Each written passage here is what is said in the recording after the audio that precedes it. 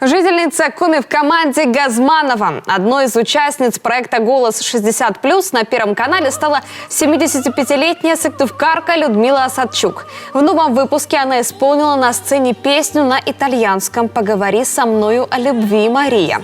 И своим вокалом заставила повернуться Олега Газманова.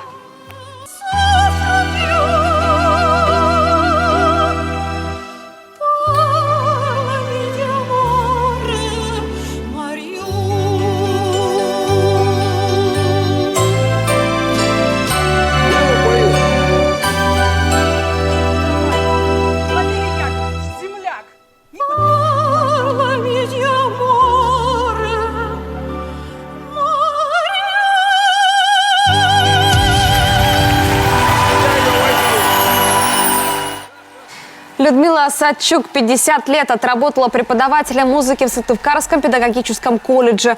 Теперь она продолжит участие в проекте в команде Олега Газманова. Певец отметил, что его зацепила последняя нота Людмилы, до которой он сам никогда не дотянется.